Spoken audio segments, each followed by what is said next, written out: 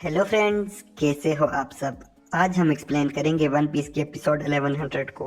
Last episode में Luche CP0 के साथ आइलैंड पर आ गया था और उसने एटलस को मारकर बेहोश कर दिया था। लूफी भी वहां आ जाता है और अब उनकी लड़ाई होने वाली थी। वीडियो को आगे देखने से पहले चैनल को सब्सक्राइब जरूर करें। एपिसोड के स्टार्ट में अकाइनू को पता चलता है कि स्ट्रा हैट्स ने वेगापंक की साइड ले ली है और अब उनकी CP0 से फाइट होने वाली है। वो कहता है मुझसे पूछे बगैर ऐसा क्यों किया, अगर हम स्ट्रा हेड से डायरेक्ट फाइट करेंगे तो हमें नुकसान होगा।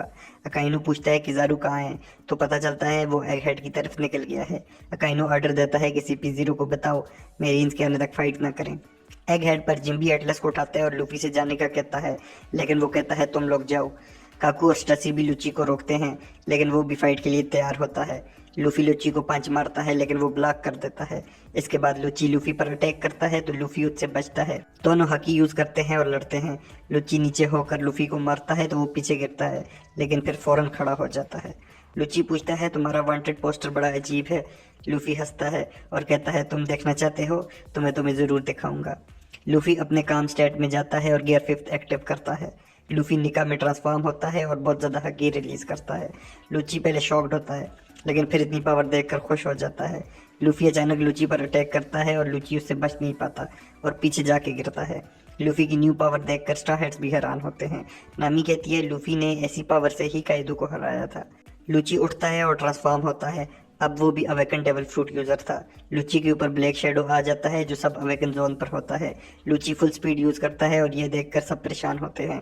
लूची लूफी पर अटैक करता है तो वो बच जाता है और लूची को तंग करने के लिए कहता है तुम क्या ही कर लोगे। लूफी लूची को सब जगह पर भगाता है। वेगापंक मॉनिटरिंग रूम में आता है और लूफी को देखकर बहुत खुश होता है। वो कहता है ये कितना खूबसूरत है। नामी कहती है ये गोमू गोमू फ्रूट है।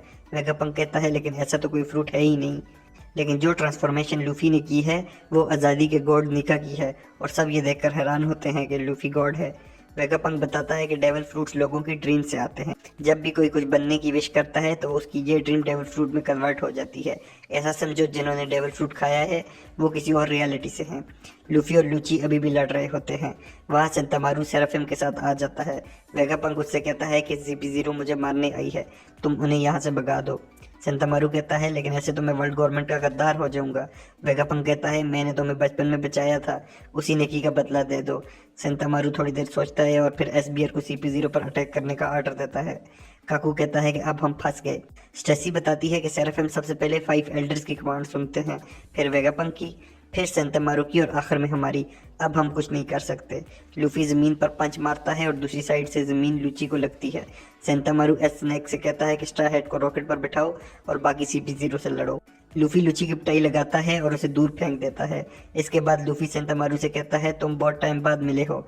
वो कहता है हम दोस्त नहीं हैं, लेकिन क्या तुम सच में वेगापंक की मदद करोगे। तो लूफी कहता है जरूर, मैं ऐसा ही करूंगा।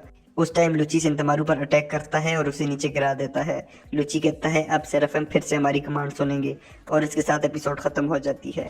आपको ये एपिसोड कैसी लगी हमें कमेंट करके ज़रूर बताएं।